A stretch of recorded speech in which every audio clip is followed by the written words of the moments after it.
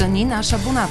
Цифрова телевизия и високоскоростен оптичен интернет. Нет Плюс. Сигурни в качеството. Ивайло Азов от село Старчево доброволно разчиства избоялата растителност покрай отклонението на пътя за селото. Отговорното отношение на Ивайло е в основата на подобрената видимост в този участък и в посока да се намалят предпоставките за пътни инциденти. На повече от 20 метра Ивайло от село Старчево с резачка успява да окастри стърнищата, които са били на височина над човешки ръст. Много бързо карат долу на магистралата и няма видимост да се види кола, нали? И брат ми реши да взема от газдата косачката и да я изкоса, нали? Да има видимост, просто да не направим някой биля. От вашето семейство някой бил ли е застрашен точно в този пътен участък? Средният ми брат, ама за малко, нали? Така, да стане билята, що си вика.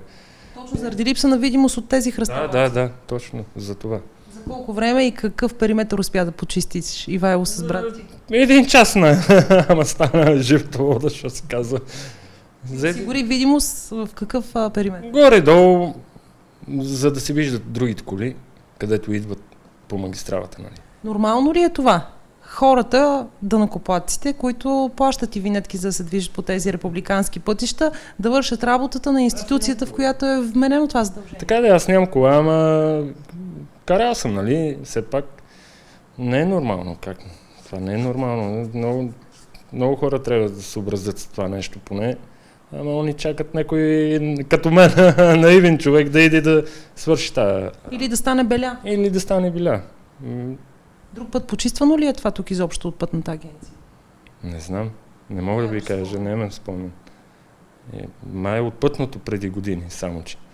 Не сега, преди години. На каква височина беше тази растителност, която ти почисти? 2-3 метра сигурно. Аз съм 1,87 м, представяй си. Много повече, по-високо беше от мен. Пътят от село Рибник към град Петрич е третокласна републиканска мрежа и отговорност за поддържането на същата има пътната агенция. Отклонението за село Старчево също е републиканска мрежа, част от третокласния път Първомай Старчево. Видно от нашият репортаж обаче, един доброволец, оказва се, има по-голяма грижа за безопасността по пътищата, отколкото една институция, на която е вменено в преките задължения поддържането на пътищата и прилежащия сервитут. И второ, разполага с повече ресурс, за да свърши тази работа. Това не е гриж на данъкоплатците, от чиито пари иначе се формира бюджета за поддръжка на пътната мрежа. Стани наш абонат. Цифрова телевизия и високоскоростен оптичен интернет. Нет Плюс. Сигурни в качеството.